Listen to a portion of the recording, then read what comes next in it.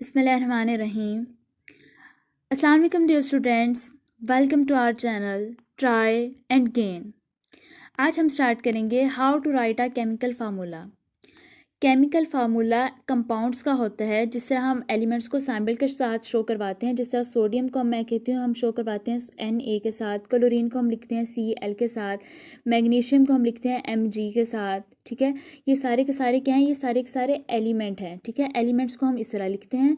और जो कंपाउंड है, कंपाउंड किस तरह बनते हैं? जब दो element fixed ratio by mass एक दूसरे के साथ कंबाइन करते हैं, फिर हमारे पास क्या बनते हैं? फिर हमारे पास कंपाउंड बनते हैं। मतलब मैं कह रही हूँ कि सोडियम और क्लोरीन एक दूसरे के साथ मिलते हैं। क्यों? क्योंकि सोडियम भी एक एलिमेंट है, क्लोरीन भी एक एलिमेंट है, दो अलग अलग एलिमेंट है ना। जब सोडियम और क्लोरीन दोनों एक दूसरे के साथ मिलते हैं तो हमारे पास क्या बनता है? हमारे पास सोडियम क्लोराइड बनता है। ठीक है, और सोडियम क्लोराइड एक कंपाउंड है। कंपाउंड की डेफिनेशन ये है कि जब दो elements fixed ratio by mass एक दूसरे के साथ कंबाइन करते हैं, फिर हमारे पास कंपाउंड बनते हैं। दो से ज़्यादा एलिमेंट भी हो सकते हैं। ठीक है, हाँ, जिस तरह एलिमेंट को हम सैम्पल के साथ शो करवाते हैं NaCl Mg। ठीक है, इसी तरह कंपाउंड्स को लिखने का तरीका क्या है? केमिकल फार्मूले के ज़रिए हम उनको लिखते हैं। उस केमिकल फार्मूले को लिखने के कुछ रूल्स हैं, उन रूल्स को हम वन बाय वन स्टडी करते हैं। रूल नंबर 1 है हमारे पास, जो पॉजिटिव आयन है उसको हम फर्स्ट लिखते हैं और जो नेगेटिव आयन है उसको हम बाद में लिखते हैं। ठीक है, पॉजिटिव आयन और नेगेटिव आयन का क्या मतलब है ये मैं आपको बताती हूँ। हम यहाँ पे जो एग्जांपल ले रहे हैं वो सोडियम और क्लोराइड की ले रहे हैं, सोडियम और क्लोरीन की, सोडियम क्लोराइड की यानी। ठीक है, यहाँ पे मैं स्ट्रक्चर ड्रा कर रही हूँ सोडियम का। सोडियम का एटॉमिक नंबर क्या होता है? 11। ठीक है, 1 2 और ये थर्ड शेल। ठीक है, पहले शेल में इसके पास कितने इलेक्ट्रॉन होते हैं? सिर्फ 2। ठीक है, क्योंकि पहले शेल में सिर्फ 2 इलेक्ट्रॉन आ सकते हैं। नेक्स्ट है इसके पास 8, 1 2 3 4 5 6 7 और 8। नेक्स्ट शेल में इसके पास सिर्फ 1 इलेक्ट्रॉन है। अब सोडियम अपना ऑक्टेट कंप्लीट करने के लिए बजाय इसके के साथ इलेक्ट्रॉन को गेन करे, ये अपना एक इलेक्ट्रॉन इजीली लूज कर देता है। ठीक है, और आपको पता है जो अपना इलेक्ट्रॉन लूज करता है उसके ऊपर कौन सा चार्ज आता है? उसके ऊपर पॉजिटिव चार्ज आ जाता है। और जितने इलेक्ट्रॉन लूज करेगा उतने पॉजिटिव चार्ज आएंगे। मतलब यहाँ पे सिर्फ एक इलेक्ट्रॉन लूज कर रहा है तो इसके ऊपर कौन सा चार्ज आएगा? इसके ऊपर आएगा +1। और जो इलेक्ट्रॉन लूज करता है उसका हम क्या कहते हैं? उसको हम कहते हैं कैटायन। ठीक है, ये सोडियम का स्ट्रक्चर था। नेक्स्ट मैं आपको ड्रा कर रही हूँ, ये पॉजिटिव आयन का स्ट्रक्चर ड्रा हो गया। नेक्स्ट है नेगेटिव आयन। नेगेटिव आयन में हम यहाँ पे ले रहे हैं क्लोरीन। क्लोरीन का स्ट्रक्चर ड्रा करती हूँ, ये न्यूक्लियस, ये फर्स्ट शेल, ये सेकंड शेल और ये थर्ड शेल। पहले शेल में कितने इलेक्ट्रॉन आ सकते हैं? 2। नेक्स्ट में 8, 1 2 3 4 5 6 7 8 और नेक्स्ट में है 17, सॉरी 17 टोटल हैं। तो नेक्स्ट में कितने आएंगे? 7, 1 2 3 4 5 6 7। अब इसको अपना ऑक्टेट कंप्लीट करने के लिए एक और इलेक्ट्रॉन चाहिए, क्योंकि ऑक्टेट में कितने होते हैं? ऑक्टेट रूल के अकॉर्डिंग 8 इलेक्ट्रॉन मस्ट होने चाहिए। ठीक है, तो अब ये बजाय इसके कि अपने 7 इलेक्ट्रॉन को लूज करे, ये एक इलेक्ट्रॉन को गेन कर लेगा ताकि अपना ऑक्टेट कंप्लीट कर ले। ठीक है, तो ये कितने इलेक्ट्रॉन को गेन करेगा? ये एक इलेक्ट्रॉन को गेन करेगा। और जो इलेक्ट्रॉन गेन करता है उसके ऊपर कौन सा चार्ज आ जाता है? उसके ऊपर नेगेटिव चार्ज आ जाता है।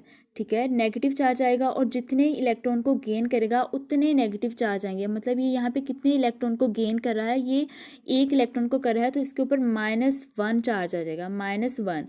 ठीक है, और जो इलेक्ट्रॉन गेन करता है उसको हम कहते हैं एनायन। ठीक है, और यहाँ पे ये क्या बन गया? ये था हमारे पास नेगेटिव आयन। ठीक है, पिछला जो सोडियम का था वो पॉजिटिव आयन था और जो क्लोरीन का है वो नेगेटिव आयन।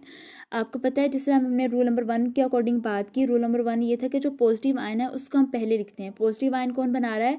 सोडियम। ठीक है, और नेगेटिव आयन को हम बाद में लिखते हैं। नेगेटिव आयन कौन बना रहा है?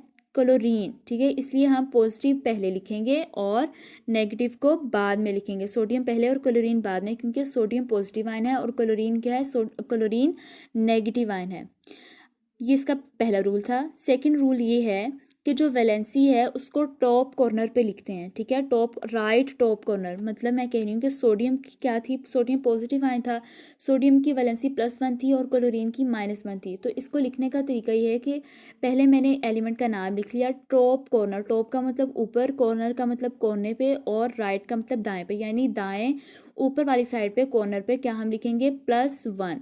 इसी तरह अगर हम क्लोरीन को लिखा जाए तो क्लोरीन की नेगेटिव आयन है, इसकी वैलेंसी क्या है -1। इसको हम इस तरह लिखेंगे, क्लोरीन दाएं साइड पे ऊपर वाली जानिब कोने पे -1 लिखेंगे, ठीक है।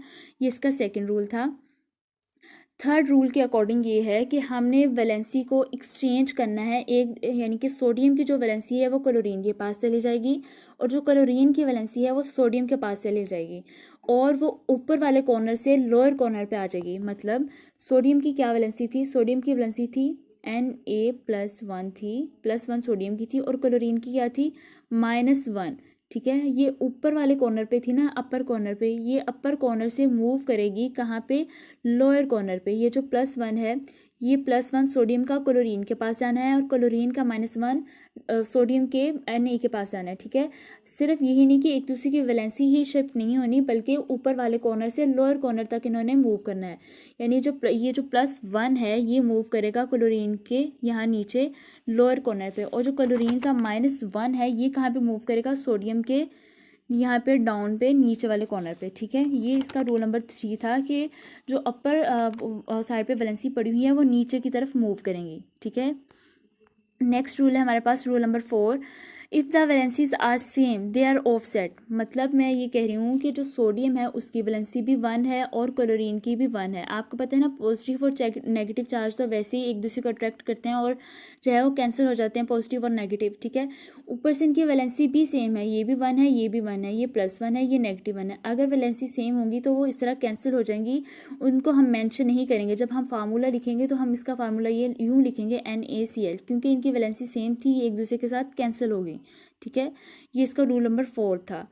रूल नंबर 5 के अकॉर्डिंग अगर वैलेंसीज डिफरेंट है, ठीक है, अगर दोनों वैलेंसीज डिफरेंट है, मतलब अगर एक की 1 है दूसरे की 2 है, या फिर एक की 2 है दूसरे की 3 है, एक की 3 है दूसरे की 4 है, इस तरह डिफरेंट है, तो हम क्या करेंगे, जैसा यहाँ पे जो एग्जांपल दी गई है वो है मैग्नीशियम क्लोराइड की। मैग्नीशियम की वैलेंसी +2 है, मैग्नीशियम की क्या है, +2, और क्लोरीन की क्या है, -1, ठीक है। अब ये जो +2 है ये इधर वाली साइड पे चले जाएगा, और ये जो -1 है, -1 किसका, क्लोरीन का, ये वाला जो -1 है ये मैग्नीशियम की नीचे वाली साइड पे मूव कर जाएगा, ठीक है। ये जो +2 है ये इधर आ जाएगा और ये जो है ये यहाँ पे आ जाएगा, ठीक है। और हम इसका फार्मूला किस तरह लिखेंगे, हम इसका फार्मूला लिखेंगे MgCl2, क्योंकि मैग्नीशियम का जो 2 है वो क्लोरीन के पास चला गया और जो क्लोरीन का -1 है वो मैग्नीशियम के पास आ गया, ठीक है। 1 को हम मेंशन नहीं करते, और पॉजिटिव और नेगेटिव साइन तो वैसे एक दूसरे के साथ कैंसिल हो गए हैं, और मैग्नीशियम के पास जो 1 आया उसको हम वैसे मेंशन नहीं कर रहे, ठीक है। ये था हमारे पास रूल नंबर 5।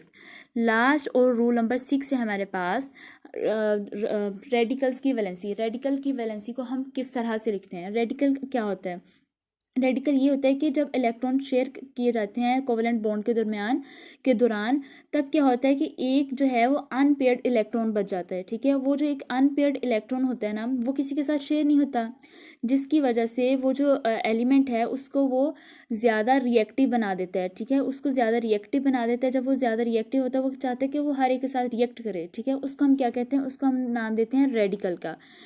लास्ट में हम पढ़ेंगे रेडिकल की वैलेंसी को किस तरह से लिखते हैं। रेडिकल की वैलेंसी का ये रूल है कि अगर आपके पास जो नेगेटिव रेडिकल है उसकी वैलेंसी है यानी 1 से ज़्यादा है, अगर 1 है तो हम नहीं, लेकिन अगर 1 से ज़्यादा है मतलब 2 है, 3 है, 4 है, फिर हमने क्या करना है, उसको पैरेंथेसिस में लिखना है। पैरेंथेसिस किसे कहते हैं, जो सबसे छोटी ब्रैकेट होती है ये वाली, ठीक है, इसको हम कहते हैं पैरेंथेसिस।